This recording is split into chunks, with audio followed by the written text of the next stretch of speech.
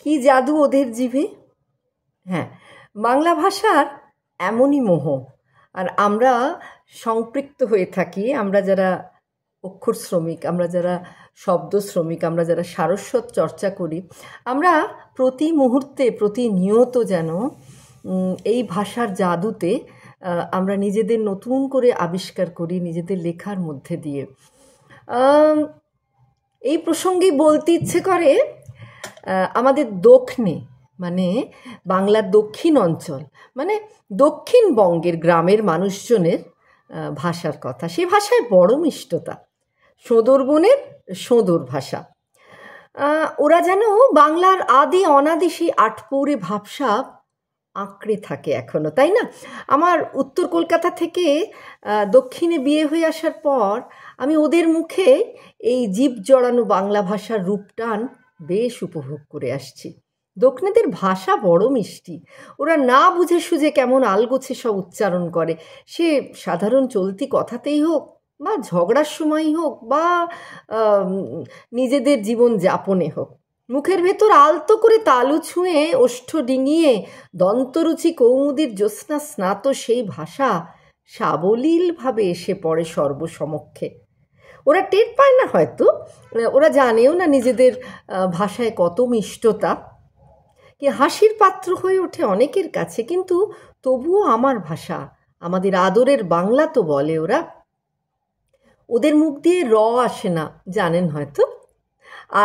ওরা রাজাকে বলে আজা, রানীকে বলে আনি, রক্তকে বলে অক্ত, আর ইনকুমারি ভবে গায়ে। আমি জিজ্ঞেস করে জানতে পারি যে জনগণনার এনকোয়ারি হবে। বীর দর্পে ওরা বাংলা ভাষা নিয়ে এরমভাবে জাগলিং করেই চলে বেশ আত্মপ্রত্যয়ের সঙ্গে। যেমন আন্না পুজোয় ছুটি নিতে হবে ভাদ্র মাসের মনসা পুজোর সংক্রান্তিতে, বীর দর্পে ওরা কিন্তু এগিয়ে চলে। অথের মেলায় পাঁপড় ভাজা জিলিপি খাওয়ার পয়সা চাইবে। এমনভাবেই চলতে থাকে দক্ষিণে জনজীবনে জমি জমার রেজিস্ট্রেশন। ওদের মোবাইলের রিংটোনে বেজে ওঠে ও যা জানে মন তু হি মেরা দিল। ফোন বেজে উঠলেই দড়াম করে বৌদিমণির বৈঠকখানায় ঝ্যাঁটা গাছটি রেখে মাটিতে বসে পড়ে ওরা, আর মিষ্টি করে বলে যে এখন ছাওয়ালটাকে বললাম তখন শুনল নি, এখন ঝ্যাতো ঝামেলি আমায় পোয়াতে হবে। এই তো সোঁদরবনের সোঁদর ভাষা, এই তো আমার ভাষা, আমার মায়ের মুখের ভাষা, যে ভাষায় জ্বর আসে তাড়সে, আর আমি কাঁচা লঙ্কা খাই প্রতি গরাসে। কাজের পরে লাগে জিরেন, আমরা খুঁজি দোসর, মা দেন মিস্ত্রিকে ফুরন, সামলান ভাঁড়ার। লেখাপড়ায় অষ্টরম্ভা সন্তানকে বলেন মা ব্যাদরা। বাতের ব্যারামে কাতর ঠাম্মা বলে ওঠেন তাঁত সয় তো বাত সয় না। সে ভাষায় ঘুম এলে চোখের পাতা ভারী হয়, আবার সারা রাত জেগে থেকে দু চোখের পাতা এক হয় না সে ভাষায়। কর্তব্যে অবহেলা করলে যে ভাষায় উচিত তর্পণে গাং শুকোয়। বহুদিন আড়ির পর দুই বন্ধু আবার আমে দুধে মিশে যায় সেই ভাষাতেই। বড় চাকরি পেলে ছেলের পায়া ভারী হয়, সেই মিষ্টি ভাষাতেই আবার বন্ধু বন্ধুকে তেড়ে ষাঁড়ের নাদ বলে গালাগালি দেন। বিষহীন সাপ এই ভাষায় ঢ্যামনা। বেকার পুত্রকে অগ্নিশর্মা বাবা বলে ওঠেন ঢ্যাঁড়স। শাশুড়িকে বউ ঝগড়ার সময় শাঁখের করাতের মতো অবস্থা হয় বলেন। ছেলে বেচারার অবস্থাও সেই উভয় সংকট, শাঁখের করাত। আর শাশুড়ি বলেন বউয়ের মুখে কুলু পাঁটার কথা, সেই শুনে শ্বশুরের হয় উভয় সংকট। মা সংসারে গতর দেন, আর আলটপকা কিছু বলে ফেললেই ঠোঁট কাটা ঠান দিদি সরব হন ফোকলা দাঁতে। সেই ভাষাই হলো আমাদের মাতৃভাষা। যৌথ পরিবারে একা হাতে পঞ্চব্যঞ্জন রাঁধতেন সে যুগের গিন্নিরা। প্রথম পাতে তেতো দেখে নাক সেঁটকতো কেউ, আবার শেষ পাতে মিষ্টি দেখলে সেই ছেলেই আবার কবজি ডুবিয়ে খেত। আর তখনই গিন্নি মাথা গরম করে বলেই ফেলতেন নিমের বেলায় হ্যাকথু করে ফেল, গুড়ের বেলায় চুকচুক করে গেল। কি মিষ্টি ভাষা না! একই সঙ্গে সংসারের একের পর এক বিপদ এলে তাঁদের মুখ দিয়েই বেরোতো কাটা গায়ে ঘায়ে নুনের ছিটে বা গোদের ওপর বিস্ফোড়া। আমার মা দিদিমা ঠাকুমার এমন হেসেল তরিবত দেখেই আমার বড় হয়ে ওঠা। তাদের রান্নাবান্নার তাকবাক তরিজুত ছিল লক্ষ্য করার মতো। আমার এই ভাষাতেই দিদা বলতেন, খুব তাড় হয়েছে আজ রুই মাছের রসায়। সেই শুনে মা বলতেন, বাসি বলে মজেছে আরও। ঠিক এমন করেই দইয়ের ঘোলের গেলাসে তলানি পড়ে থাকলেই ঠাম্মা চেঁচাতেন, এক হাত নিতেন। ছেলেপুলের পুষ্টি কমে যাওয়ার আশঙ্কায় বলতেন, দুধের অগ্র ঘোলের শেষ। ঠাম্মা চিবুক ছুঁয়ে বলতেন, আমার এক ভুবন আকাশ। শ্বশুরমশাই আলু ভাতে খেতে খেতে এত এত খুশি হতেন যে বলতেন, মা একদিন আমি এক ঘর আলু ভাতে খাবো। আর আমার ঠাম্মা ভাইকে বলতেন, শিবরাত্রির সলতে। বাবা সেই শুনে দুই ভাই বোনের মাথায় দুটো হাত রেখে বলতেন, এরা আমার এক বৃন্তে দুটি কুসুম। রান্নাঘর থেকে প্রায়শই মুখ বাড়িয়ে মা ফোন ধরে বলতেন, নাটা ঝামটা খাচ্ছি বাবা। আর বাবা টিভিতে খবর শুনতে শুনতে চেঁচিয়ে আজও বলে উঠতেন, উচিত তর্পণে গাং শুকলো, উন্নতি আর হলো না দেশের। সেই শুনে মা কথার পিঠে কথা বলে উঠতেন, হয়তোবা। হ্যাঁ গো, ছেলেপুলে চাকরির কি ভবিষ্যৎ তবে?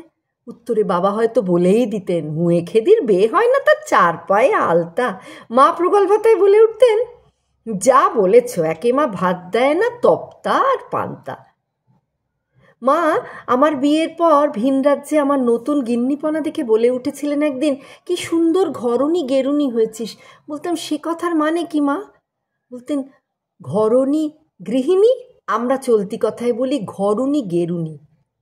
এই ভাষাতেই ফুলের মতো ছোট শিশুর মুখে বল ফোটে। সেই ভাষায় আজও জ্বর আসে তাড়সে, আর কাঁচা লঙ্কা কামড় দিই প্রতি গড়াসে। রান্নাঘরের চূড়ান্ত ব্যস্ততম মুহূর্তে দূরভাষ বেজে উঠলে মুঠো ফোন তুলে বলি, এখন রাখো, আমি ল্যাজে গোবরে, পরে কথা হবে। অভাবী মানুষ এখনও এই ভাষাতেই বলে ওঠেন তাদের নুন আনতে পান্তা ফুরোনোর কথা। এই ভাষার জাদু এমনই যে ভাষার মূর্ছনায় চোখে আসে জল। জ্বর হলে মায়ের হাতের আলু মরিচ দিয়ে পথ্যি, কিংবা জ্বর কমানোর জন্য মাথায় জলপটি। মা আর ভাষা এসবই তো জড়িয়ে রয়ে গেল জীবনকে, তাই না? ঘুম এলেই কেমন যেন ভাবতে থাকি এসব নিয়ে। এই ভাষাতেই বহুদিন যেন সেই মায়ের সঙ্গে দেখা হয় না। এই ভাষাতেই বন্ধু বন্ধুকে তেড়ে যায় ন্যাদোষ বলে। আর ট্রেন যাত্রায় ভোগান্তির কথা বলে সেই ভাষা, অথচ ট্রেন চড়ার জন্য হত্যে দিয়ে থাকে কত মানুষ। এ হলো ট্রৈনিক নামচা। এই ট্রেন থেকে ট্রৈনিক, চীন থেকে চৈনিক, দিন থেকে দৈনিক, এসবই আমার ভাষার সম্পদ। ট্রেন তো একটা ইংরেজি কথা, তাই না? মা সংসারে কত কি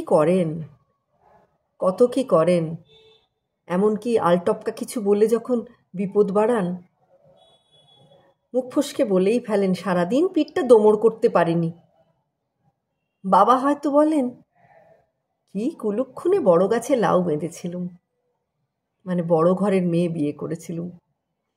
এই ভাষাতেই কেউ মায়ের কাজের কদর করে না বলে অভিযোগ জানান মা। আগুপিছু কিছু না ভেবেই এ ভাষার শব্দকোষ হাতড়ে মন্তব্য করি আমরা। এই ভাষাই আমাদের মিষ্টি মাতৃভাষা, আমাদের বাংলা ভাষা। সেই কবেকার কাল থেকে মিষ্টি ভাষাতেই বাঙালিদের মুখে মুখে ফিরছে সেই সব লোকায়ত প্রবাদ। উদবিড়ালে খুদ খায়, চালে নাচে ফিঙে, পুঁটি মাছে গীত গায়, মাগুরে বাজায় শিঙে। এই মাগুর মাছও কিন্তু বাঙালির, ঠিক আমাদের ভাষার মতো। আর এই ছড়াও কিন্তু আমাদেরই সম্পদ। রবি ঠাকুর এবং অবন ঠাকুরের সংগৃহীত চট্টগ্রামের আরেকটি ছড়া, মণিপান্তা ভাতর শনি, অম্বল বড় ঝাল, মাছ পাত্রী দেখে মণি, তিনটি দিয়ে ফাল। আমাদের বাংলার বিয়ের উৎসবে দধিমঙ্গল থেকে পুজোর বিসর্জনের দধি কর্মা, কিংবা সপ্তপদী থেকে কুসুমডিঙের মিষ্টতা যেমন ছাদনা তলায় চুইয়ে পড়ে, তেমনি দুধে আলতা পায় বধূবরণের গোলাপি আভাতে স্ত্রী আচারের থই থই লোকাচারে যেন গম গম করে ভাষার ছটা। খেলার মাঠে রাগের মাথায় বাঙালি ভাষার বাকচতুর্যে কচু কাটা করে ফেলে বিপরীত পক্ষ। সেই মুহূর্তে বিপরীত পক্ষের মুখ দিয়ে কচু পোড়া খায়ের মতো প্রবাদও বেরোয় বই কি যদি তারা বাঙালি হয় দুজনে। এই ভাষাতেই চাল বাটার নাম পিটুলিগুলা, যা বাঙালির আলিপোনার অঙ্গ।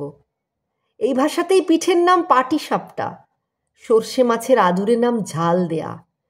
রসের মিষ্টি এই ভাষাতেই মালপোয়া কিংবা পান্তোয়া। নিরামিষ ঝোলের সোহাগী নাম ঝালের ঝোল অথবা পাঁচমেশালি তরকারির গালভরা নাম চচ্চড়ি।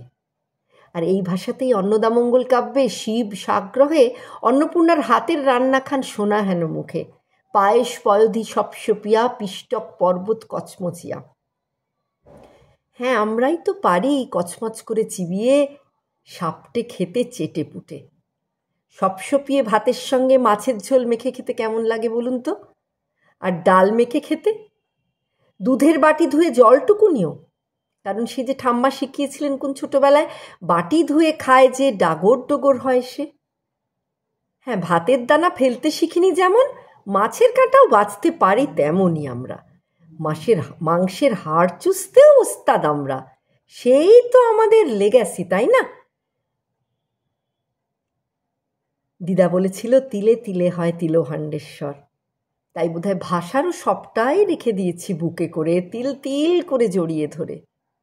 জমিয়ে তুলেছি কণা কণা করে, শব্দ শ্রমিক হয়ে, অক্ষর সাধনায় ব্রতী হয়ে, সারস্বত চর্চায় আষ্টে পৃষ্ঠে নিজেকে সঁপে দিয়ে। তাই আরও একবারও আজ আমার মাতৃভাষাকে প্রণাম জানাই। সবাই ভালো থাকবেন, সবাই বাংলা ভাষায় থাকবেন, বাংলা ভাষার চর্চায় থাকবেন অহরাত্র, শুধু আজকের দিন বলে নয়, সব সময়।